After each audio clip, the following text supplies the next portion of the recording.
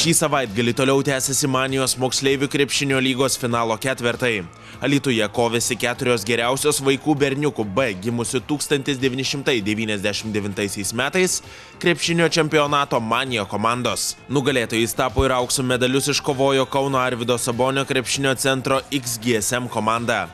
13-mečiai tapo čempionato atradimu, kai pusfinalyje 70-51 nugalėjo šį sezoną pralaimėjimo nepatyrusią Arvydo Sabonio krepšinio centro Radijas Tau komandą, o finale 69-62 palaužė Vilniaus Šarūno Marčiulionio krepšinio akademijos Electrolux krepšininkus. Kauniečiai finale po 2 kėlinių atsilikinėjo 7 taškų skirtumu, tačiau po 30 minučių kovos atsilikimas sumažino iki 3 taškų.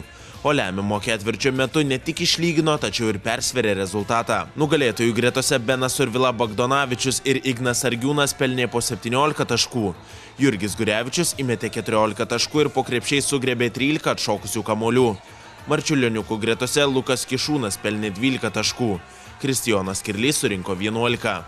Pradžioj pralaimėjom, nesisekė komandai, bet vėliau nepasidavėme, o jie per daug atsipalaidavo ir pasivėjom ir palaužėm juos. Jums gal daugiau jėgų atsirado? Užsivedėm ir pradėjom komandiškai žaisti ir nepasidavėm. Gerai, tai gal nori perduoti linkėjimus? Gerai. Niekam. Ar didelis nusivylimas? Ne, mes tikrai labai džiaugiamės, pasiekėme labai gerus rezultatus šiais metais. Praeitais metais buvo tik 4 vieta, šiais metais 2, tarp vyresnių finalo 4 laimėjom, tai visi džiaugiamės tikrai. Vaikam uždraudžiau verkti. Rungtynėse dėl 3 vietos po skaudaus pralaimėjimo pusfinalyje atsigavę Saboniukai 77-57 nugalėjo aikštės šeimininkus Alytaus SRC krepšininkus.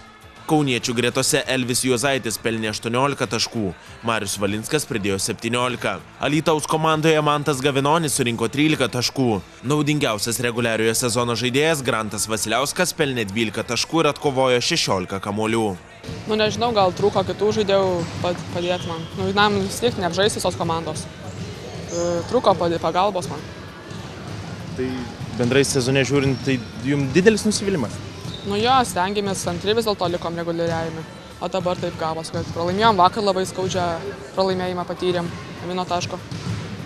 Vien tik tai patekimas mum į finalinį ketvertą, kaip Alytaus komanda yra didelis pasiekimas, kiek prisimenu.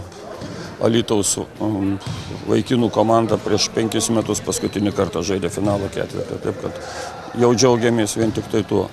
Turėjom sunkų pusfinalį, kur po permainingos kovos galėjom ir žaisti finale, bet teko kautis dėl 3 vietos. Staigmeną pateikė Sabonio komanda, vadinama antroji, nugalėjusi pusfinalį be pralaimėjimų iki tol žengusi Sabonio pirmojo komanda.